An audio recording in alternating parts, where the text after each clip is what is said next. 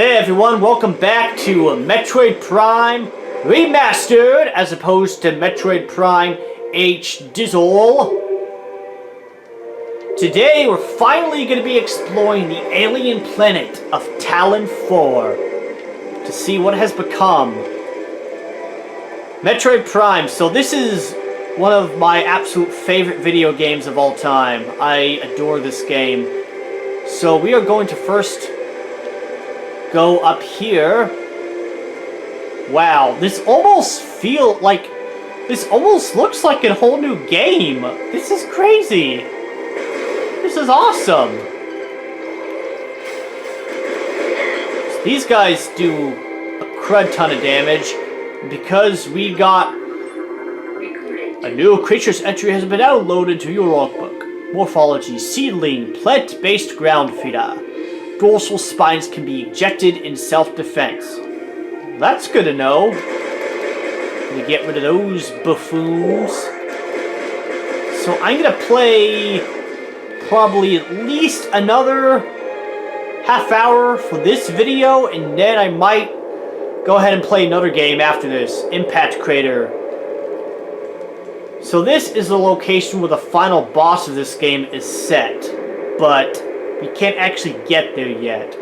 But we can go to the Chozo temple here.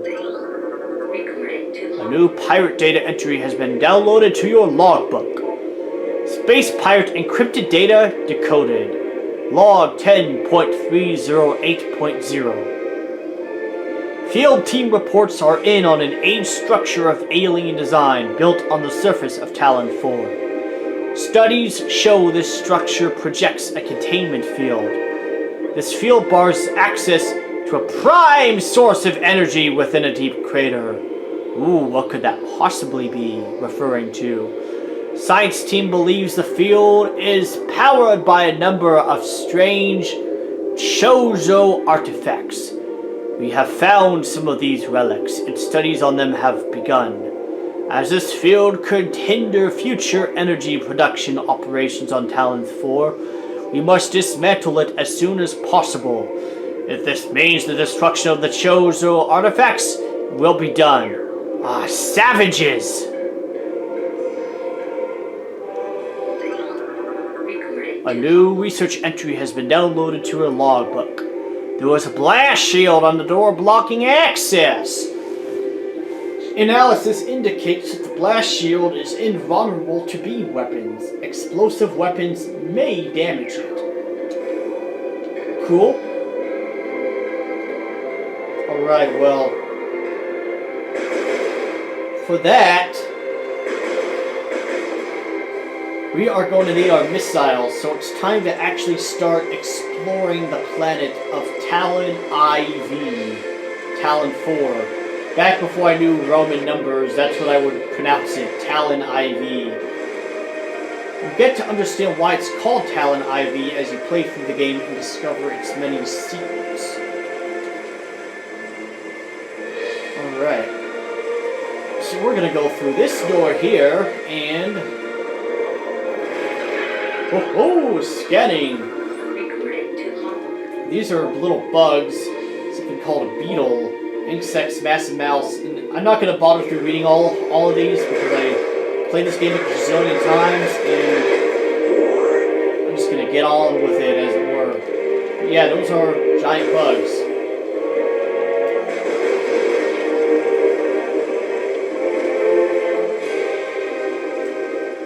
These are like mushrooms.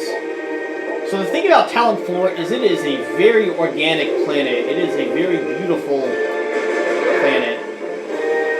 The whole game world is just so beautifully and just wonderfully designed.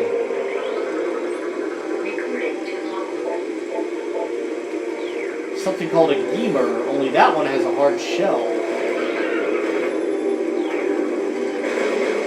More giant bugs.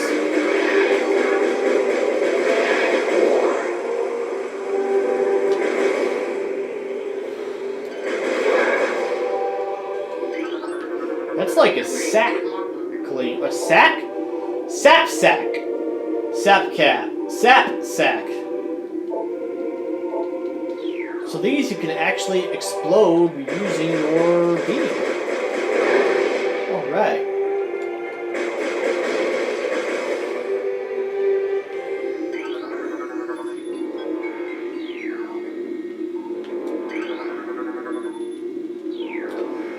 So now we are on our way to the Chozo Ruins.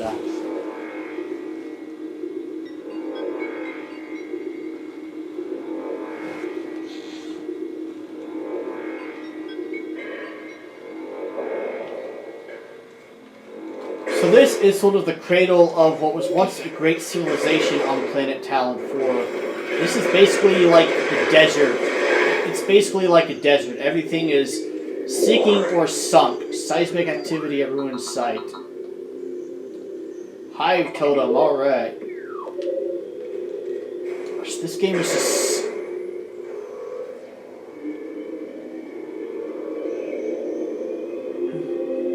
I'm just still in awe. Like, I really wish I had more to say, but I don't. It's just like, I'm just in awe. It's just, I don't know, it's great that this game is on Switch, and it's great that we have two really great Metroid games now available to play on Switch. With the fantastic Metroid game, which is my 2021 Game of the Year, and Metroid Prime, which is just outstanding. Like, this really feels lived in. Like, the world, like, it was just, everything about this game was just so ahead of its time. Like, this game was made on the GameCube, but, like,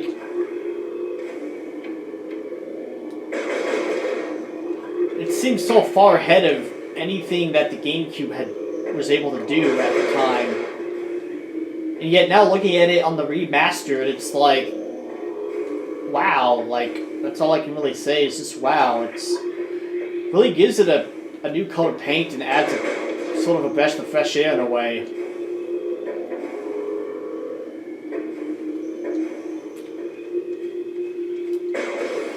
I'm gonna go through here. And like, it has like the perfect mix too. So these are like giant bugs. These sort of remind me of the bugs in that old Mummy movie. Scarabs, yep. Just like that, the old Mummy, the Mummy movie from the 90s, the one with Brendan Fraser. And which ways. So these are like eyeballs that shoot lasers. Igor. What is it called? Ion! No, like Ion, like the Ion cannon from Star Wars. Stand by, Ion control. Alright. And here we got our... After we get rid of these giant bugs. So right now, what we can do is extremely limited because of our tools. However, one of the really cool things about Metroid games in general is how you gain new tools and just become more powerful over the course of the game. So we are going to scan our first Chozo Lord, see what it says. These are like really cool. I love how much they add just the game's sense of lore and just identity and mystery. Chozo script translated. Many long years have passed since we Chozo first took root in this land. The passage of time has always been a source of fascination to us. It is a belief of many Chozo sages that the truths of the universe hide within the tumbling currents of time's flow. Even as we search for answers there, however, we find illumination in other, unexpected places. We know not how the ability has come to us, but recently many Chozo have begun to sense things beyond the realm of ordinary perception. Strange sights and inexplicable sensations flood our minds, filling us with visions. We take this growing ability to be a sign of our burgeoning harmonization with the infinite. Perhaps, finally, the universe's secrets are becoming known to us. So the Chozo are clearly a very spiritual race. If you're familiar with Metroid, you know who the Chozo are. If not, the Chozo are actually the race of beings that raised Samus Aran. See, the giant space pterodactyl from the frigate Orpheon that we encountered murdered Samus Aran's parents when she was a toddler, and the Chozo took Samus in and raised her, and actually it was the Chozo that invented all the power suit and all the weapons that Samus uses, and actually gave her some of the Chozo DNA, which allows Samus to survive in environments that other normal human beings could not. So she's a human being, but she has a little bit of that Chozo alien DNA. Pretty cool. And actually, totally spoilers, but in Metroid Dread, for the first time, you actually get to meet Chozo in the flesh. And it's really awesome because... oh gosh, I gotta avoid spoiling the ending of Metroid Dread, but, like, the final boss fight is so good. It's so freaking awesome. Like, probably one of the best final boss fights of any action game in recent memory, honestly. And easily a contender for the best final boss in every Metroid game. But enough about Dread. We're in a mood for some primes tonight. We're gonna stay primed. But, like, the lore just along with, like, you could imagine that, like, a race of, like, mystical beings once lived here on this planet. Like, it feels like a living, breathing world. Like, it outshines just so many games of its era.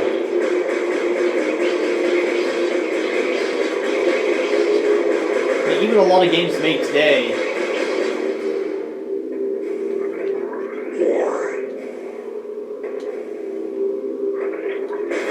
Like, this is simply one of the best game worlds, honestly. Just period.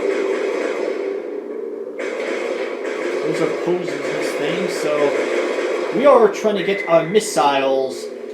If I have enough battery and all that stuff, I will try and get both the missiles and the morph ball.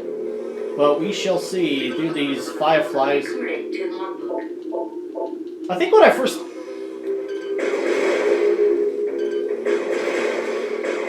definitely one of those things that made me fall in love with the game the first time around, but I've played this game several times. Like, I know it like the back. I know this game like the back of my hand. All right, got our first boss fight. This boss fight is a bit of a pain, but whatevs. So we see a missile tank there.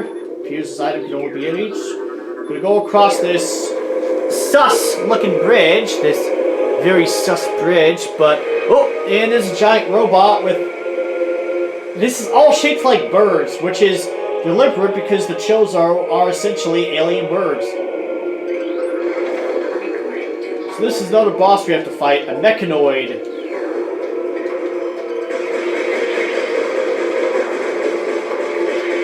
So this is actually one of the more painful bosses of the game, simply because we're still very low health. We don't have any extra energy tanks.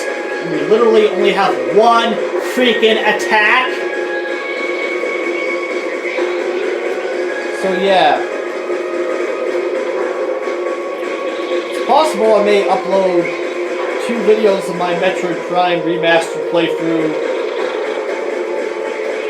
on the same day, but no promises. Like, everything just looks clean. Like, it looks a lot cleaner. Like, they brushed up the textures. Like, it still looks almost exactly like the Metroid Prime graphics I remember, but it just looks so much cleaner.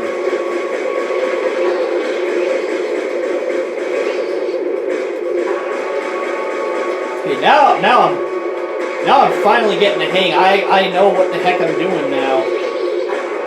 Like, I remember even back in the GameCube, like, it took a little while to adjust to the controls, but once I did, they became second nature.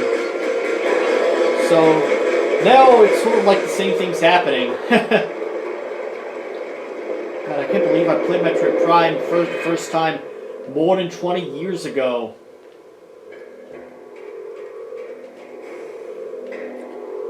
I got some really fond memories of Metroid Prime and when I first got my Nintendo GameCube for Christmas. That's a story for another video, because I like to focus on the here and now. Don't want to dwell on the past, or on the future, or even on any other games I could be, or my other extensive backlog of games I've yet to finish. Just me and Metroid Prime Remastered. My favorite game, right now. because I'm playing it. I like to think that whatever game I'm playing in the moment is my favorite game, and I just like games. I just like to play games.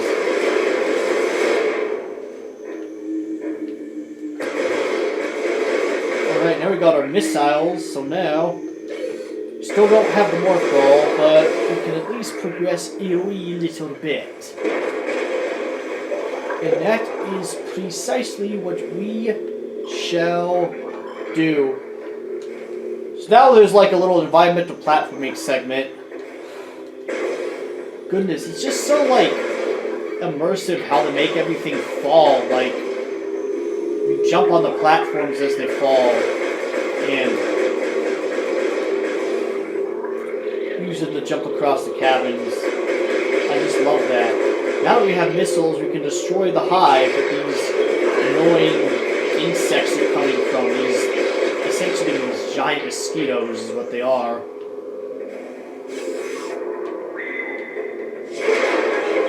We can use missiles to open the door, and I got plenty of time. I can make it to the Morph Ball room, now that I've downloaded the map. Here we go!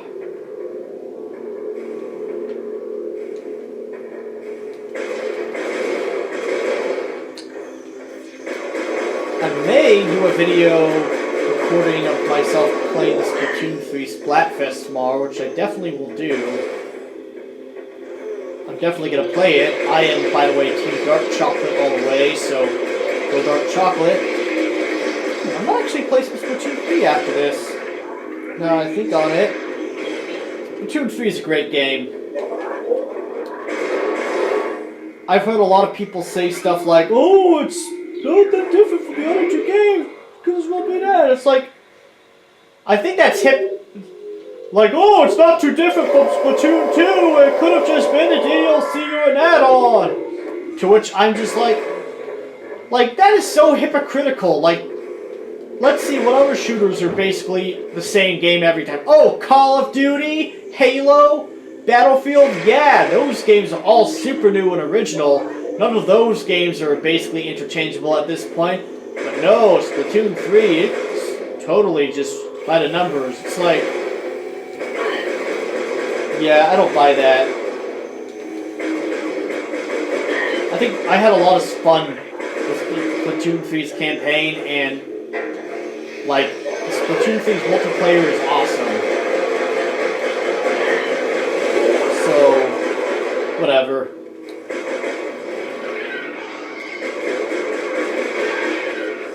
Like, I'll criticize, like, the new Pokemon games, like, up and down. It's like, I'm not, like, that kind of...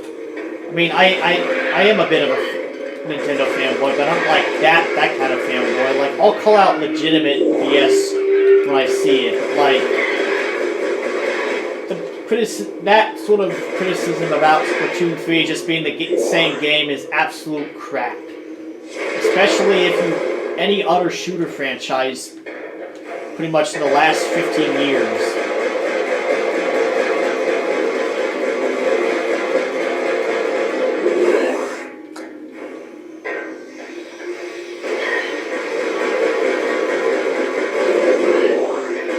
Alright, so we're going through the door here and we're gonna fight another boss. Alright, so first there's a swarm of these giant donkey beetles we gotta take out.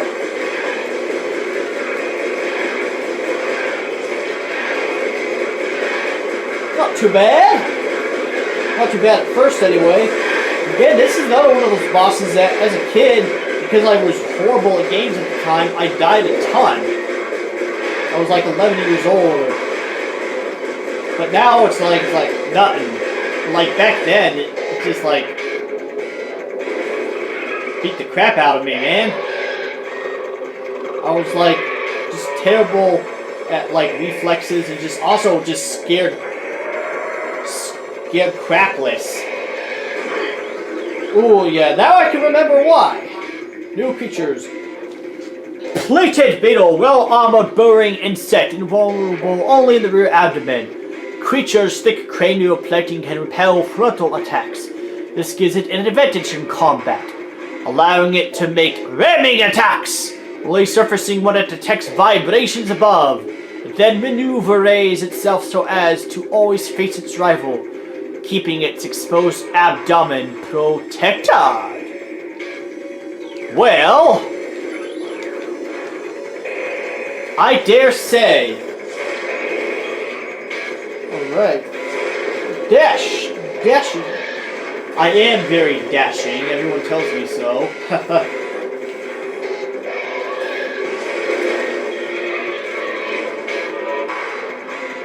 That wasn't bad at all. We got it in like just a few hits. We cheesed that boss, bro! Again, I played this game like a gazillion times, so I know it so well.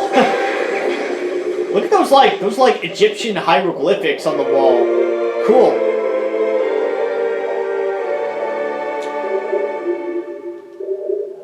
Just like how beautiful this game is. Now I have the morph ball. It never ceases to amaze me. But like, it's really sort of amazing me, like, mega right now. I am mega amazed.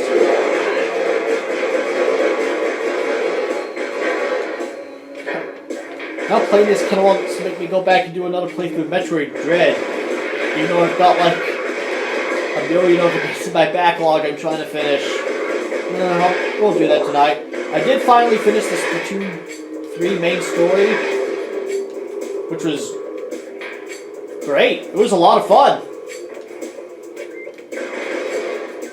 Now we got the morph ball, so we can...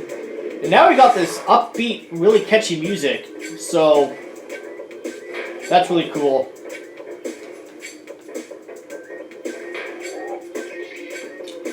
Oh, gotta watch that. Like, the lighting's a lot better, too. Like, it really makes it... Especially for some of the darker areas in the game, it makes it easy to see where I'm going. Then again, that's probably because of the room I've used to playing the game in. TBH.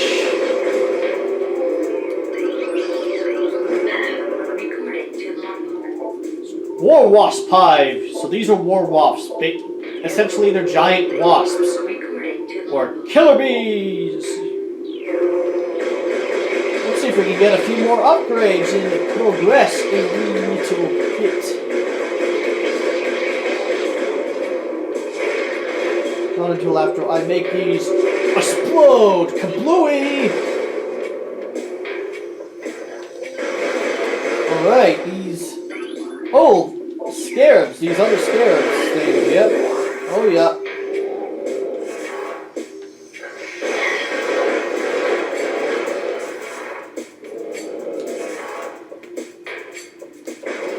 Oh, yeah. Oh, and another Chozo room to read. A new Chozo lore entry has been downloaded to your logbook. Alright, I'm going to read this in a Sean Connery voice, just to add a little spice to it. Chozo script translated. The surges of negative energy brought by the meteor far exceed our expectations. We Chozo have yet to find a way to rid ourselves of the great poison. All we can do now is seal it away and wait for the day when a power to purify the poison appears. However, it is already impossible to collect all the pieces of the great poison, as it has already spread, seeping into the planet and hardening. I'm gonna like read each Chozo rune in a different voice, maybe. So we actually don't want to get rid of these fireflies because they actually help like the way, like... The Chozo Ruins might still be my favorite area in the game atmospherically, just because I love its... It almost gives off a bit of like a Mesoamerican, like Mayan Aztec vibe to me for whatever reason. I'm not so sure why. There's just something about like the way, it just has a bit of like that jungle feel mixed with like just sort of rich, natural, yet sophisticated environs. Can we blow that up? I don't know. So this whole area has been poisoned because it's been polluted by this deadly substance known as Phazon. Oh, so if you try to go through here, you'll take damage. So let's not do that. Which, over the course of playing the game, you slowly discover the root of the Phazon. Like, what caused such things to happen? Oh, so we actually want to go here. Okay, now.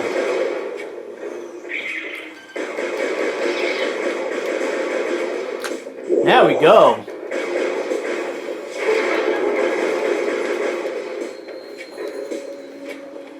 See, these things are almost like they're nodding, they're dancing to the beat. It's like, yeah, this is catchy, I'm gonna dance to it. Reaper, high, powerful rock drilling tentacle, single eye on the Reaper. Vine keeps a constant vigil, but its vision is limited to 10 meters. A scythe-like appendage on its tip is honed to lethal sharpness. The Reaper Vine will swing this blade wildly at anything that enters its zone of perception. Will it? Not on my watch, bruh. Not on my watch. Let's go down through the door. I think this is where we go next.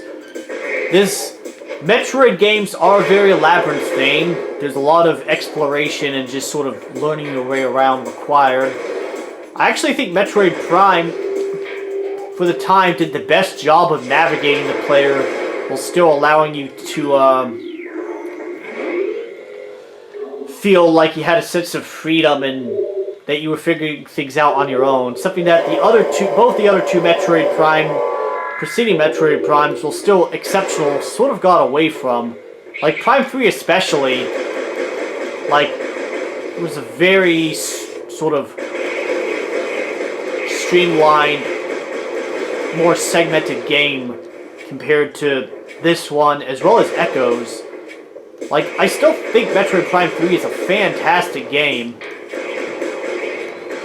Although, I guess as I'm older, it's sort of like, started to feel what I'm going to coin as Return of the Jedi syndrome, in that when I first played it was my favorite of the Metroid Prime trilogy, just like Return of the Jedi. When I first saw it, was actually my favorite Star Wars movie. But then as I got a little bit older, I started to like it a little bit less. It's not to say I still don't like it. I still think Return of the Jedi is a really fun movie, but like it just feels so tonally off compared to the other two. And the big reason for that is just because of the freaking Ewoks. As well as the fact that they neutered Darth Vader a little bit. Although Darth Vader is still more of a badass in that than Kylo Ren or Snoke ever were.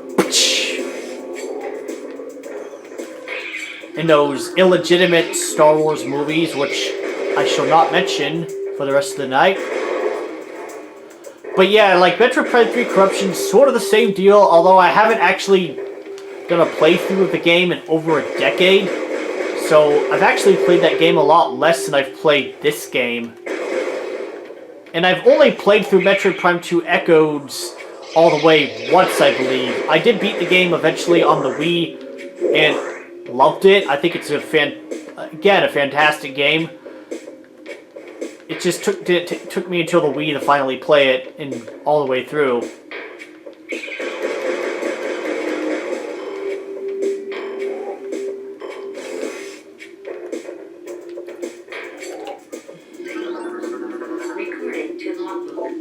Stone Toad preys on creatures smaller than itself. Invulnerable only from within. A stone toad is able to remain still for days. It preys upon creatures smaller than itself, inhaling them whole. Anything finds indigestible, it regurgitates. Stone toads use their tusk as last resort in combat. Yeah.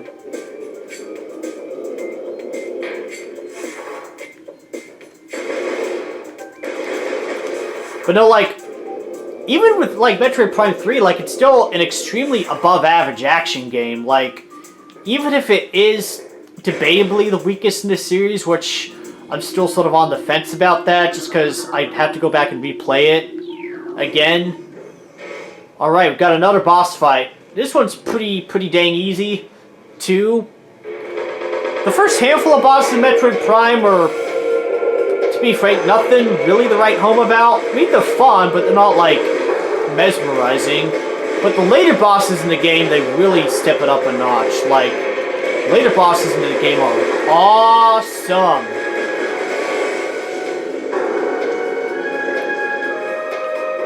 So this is like a mechanoid incinerator drone programmed for high temperature waste disposal.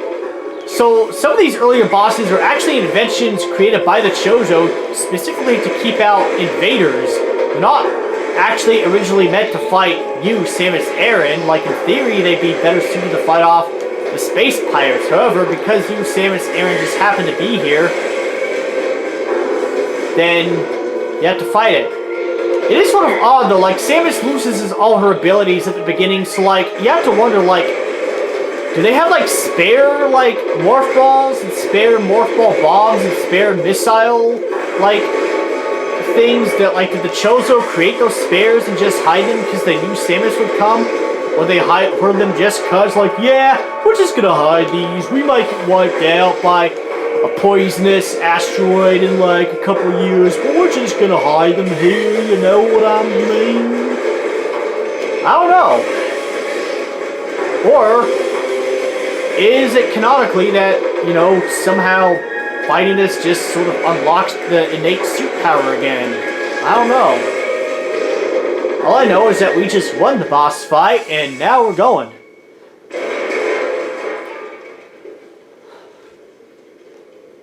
Alright.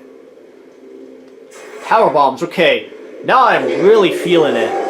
Like, I was feeling it when I started, but, you know, there's always that sort of, like, I have to readapt to something. But now I'm back to just like, yeah, what a game. It's delicious.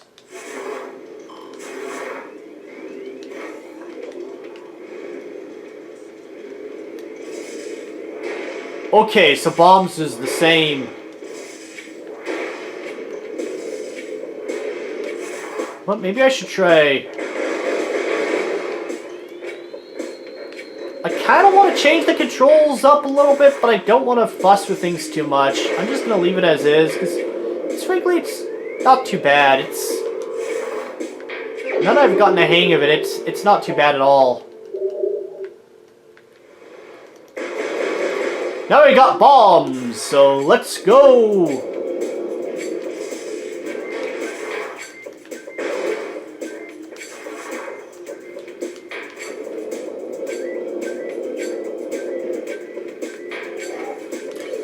Now we got more options to explore. This is great. Ah! Now we can also get rid of that stone toad, if we find it.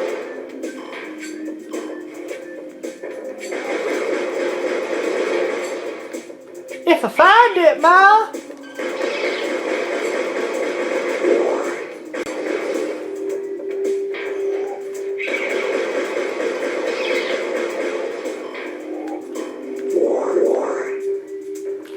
There's a puzzle in this room we actually must solve. So to do that, we're going to actually backtrack a bit.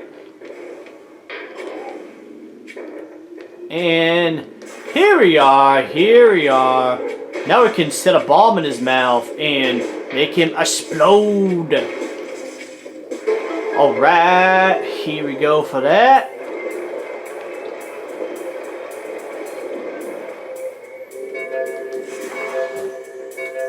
Alright, so this is a timed puzzle. You have to put a bomb in all these little slots. Ooh, that is shiny. That's pretty. The designers really made this game look pretty. They sure did.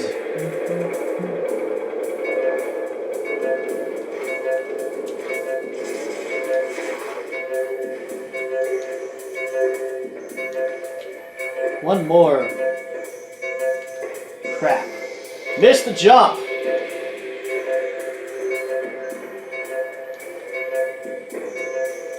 Don't want to miss no jumps, nows.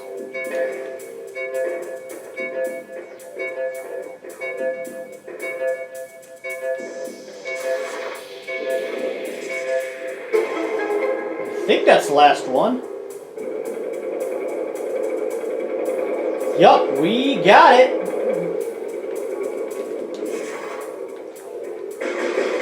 So because we have our normal power suit, as opposed to our various suit, we cannot go into any super hot areas yet. But we will later. Because like I mentioned earlier, Samus is probably just my favorite character, just ever. Like, better than Luke Skywalker. Well, except maybe for Batman. I don't know. Better than Master Chief. Better than Nathan Drake. Better than Kratos. Better than Cloud Strife. Better than Luigi. Better than Wario.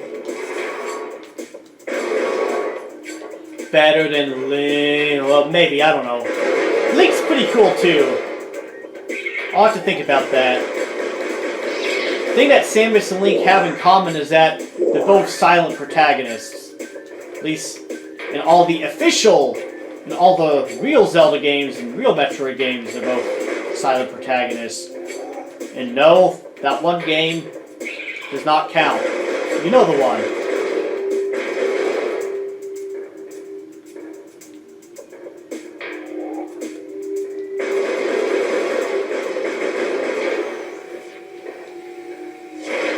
Like, the thing about this game is that this game gets better and better the more you play it. Like, it's just one of those games that just, like, it keeps opening up, and every single minute you play this game, it just keeps getting better.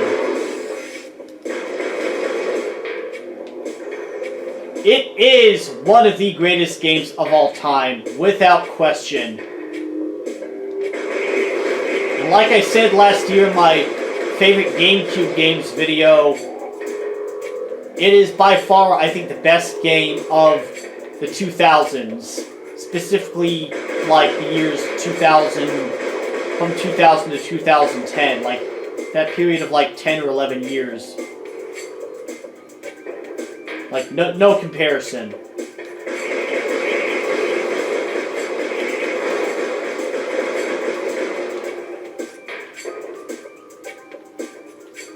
Here's another little rune. The path of corruption leads ever higher. Alright, hey, my battery is running low, so I'm going to call that a night, everybody. If you haven't played Metroid Prime, get Metroid Prime Remastered. This is an awesome game. I can already vouch for it, and I've only played a little bit of it. So, thank you so much for watching, and have a wonderful day.